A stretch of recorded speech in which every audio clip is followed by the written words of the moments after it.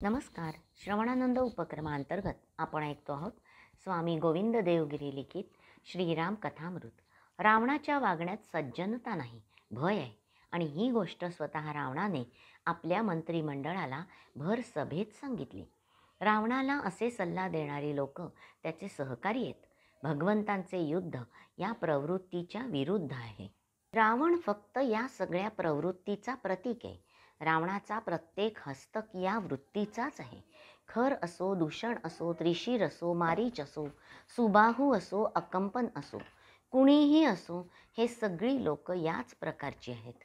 या राक्षसांच्या कारवाया आहेत. रामांचे युद्ध, त्यांचा आघात या समाजाच्या विरुद्ध आहे.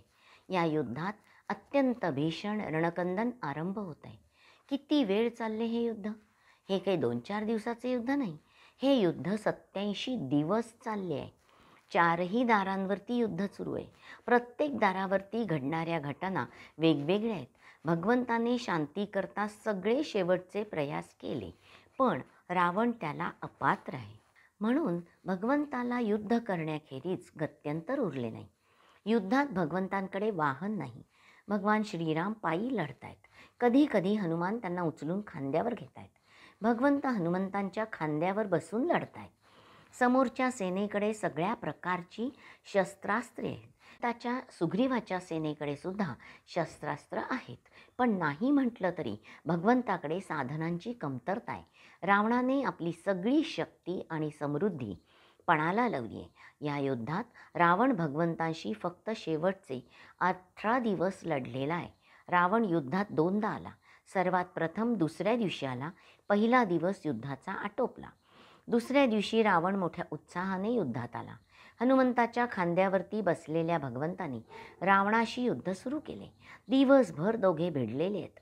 भगवंताने रावणाचा सारथी मारला. रावणाचे घोडे संपवले. रावणाने रथ बदलला. तो रथही भगवंतांनी मोडला. सायंकाळपर्यंत रावणाची घमेंड जिरण्याची पाळी आली. तो आपल्या हातात शस्त्र उचलून घेतो. जे शस्त्र रावण उचलतो, भगवंतांच्या बाणाने त्या शस्त्राचे 2 तुकडे होतात. करता करता सायंकाळपर्यंत रावणाची स्थिती अशी झाली की रथ नाही, घोडे नाही, सारथी नाही, हातामध्ये शस्त्र नाही, निशस्त्र जमिनीवर रावण उभा आहे. भगवंत रावणाला म्हणाले, रावणा, निघून जा. निशस्त्र योद्ध्यावरती शस्त्र चालवण्याची अयोध्येची परंपरा नाही. म्हणून मी तुला जीवदान देऊन परत पाठवतोय. रावणाला मेल्याहून मेल्यासारखे झाले. त्या दिवशी घरी कसे पोहोचावे हे त्याला कळेना. कारण सकाळी मोठ्या उत्साहाने आला होता. त्यावेळी त्याचा जयजयकार चालू होता. भव्य मिरवणूक निघाली होती. संध्याकाळी घरी परतताना तोंड कुठे लपवावे हे त्याला कळेना. घरी परतल्यावर त्याने जो शोक केलाय तो बघण्यासारखा आहे. मेलो असतो तर परवडलं असतं असं त्याला वाटू लागलं. 14 चौकड्यांचा, सर्वांना जिंकणारा, सर्वांना आपल्या ताब्यात ठेवणारा रावण, त्याला या अयोध्येच्या राजकुमाराने युद्धाच्या अगदी दुसऱ्याच दिवशी जेरीला आणून ठेवले. भगवंताने फक्त आणखी एक बाण सोडायची आवश्यकता होती. रावण तिथेच संपला असता. पण भगवंताला युद्धातला नियम मोडायचा नव्हता. ही पहिली गोष्ट. आणि दुसरी गोष्ट म्हणजे भगवंताला नुसत्या रावणाला मारायचे नव्हते. भगवती जानकी म्हणाली होती, रावणाचा प्रत्येक समर्थक मारला गेला पाहिजे. रावणम सगणम हत्वा. सीतेच्या प्राप्तीसाठी रावणाचे डावपेच. एक रावण मारून युद्ध संपणार आहे का? रावण ही वृत्ती नष्ट करणे हे भगवंतांचे कार्य आहे. त्यामुळे हा संहार आता यज्ञ आहे. तिथे युद्ध हा तर क्षत्रियाचा यज्ञ आहे. या यज्ञात आहुती सामान्य नसतात. तिथे शत्रूच्या मस्तकांच्या आहुती असतात. पण त्याची तरी भूमिका हीच आहे. सुखीन क्षत्रियाः पार्थ लभन्ते युद्धमिदृशम. युद्ध करताना पाप्यांचा नाश करायला मिळणे हे क्षत्रियाला स्फुरण चढले पाहिजे. छत्रपती शिवाजीराजांनी हेच ऐकले होते लहानपणापासून. इंद्रजिताने रावणाला समजावले, तुम्ही युद्धाला गेलात कशाला बाबा? आम्ही सगळे बसलेलो आहोत ना. यानंतर रावण युद्धात परत आला नाही. इंद्रजिताच्या मृत्यूनंतर शेवटचे फक्त 18 दिवस तो आला. मधल्या काळात युद्धभूमीवर अनेक घटना घडत गेल्या. भगवान श्रीराम आणि लक्ष्मण दोघांना तिसऱ्या दिवशी इंद्रजिताने नागपाशाने आबद्ध केले. दोघे भाऊ खाली कोसळले. काळे ठिक्कर पडले. वानरसेना रडू लागली. रावणाला ही संधी वाटली. तो जानकीकडे गेला. तिच्या प्राप्तीसाठी नाना प्रयोग केले. तिला म्हणाला, सीते तुझा राम गेला, चल तुला दाखवतो. त्याचे अंतिम दर्शन घेऊन टाक. आकाशमंडलात नेऊन त्याने ते दृश्य पुष्पक विमानातून दाखवले. भगवान श्रीराम आणि लक्ष्मण खाली निश्चेष्ट पडलेत. त्यांच्या भोवती वानरसेना भीषण शोक करते. दोघंही निश्चेष्ट असून पूर्ण काळे पडलेत. राक्षसांची सेना मात्र युद्धोन्मादाने आनंद व्यक्त करते. हे दृश्य पाहिल्यावर जानकीने अत्यंत विलाप केला. विष खाऊन किंवा स्वतःवर शस्त्राचा वार करून आपण आपले जीवन संपवावे असं तिला वाटू लागतं. विभीषणाची पत्नी सरमा भगवती जानकीला सांगते, जानकी तू आत्महत्या करू नकोस, तुझे पती मरण पावलेले नाहीत. भगवती सीता तिला म्हणते, मी हे दृश्य विमानातून माझ्या डोळ्यांनी पाहिले.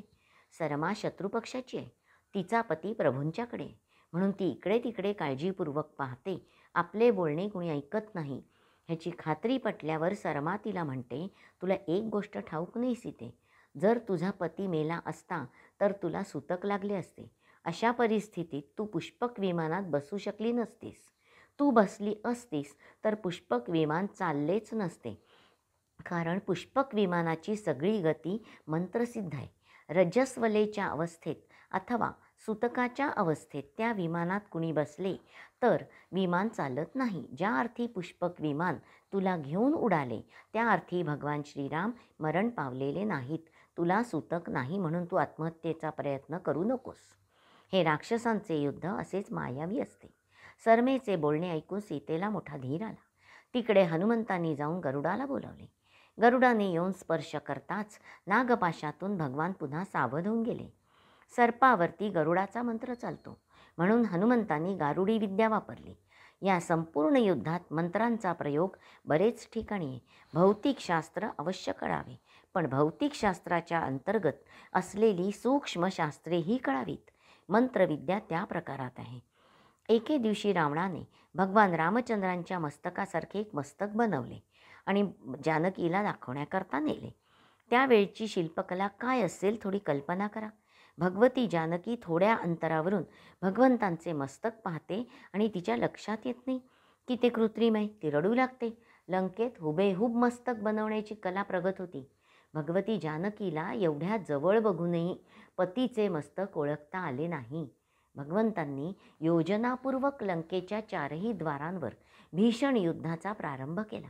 युद्ध होऊ नये म्हणून शेवटपर्यंत प्रयत्न केले.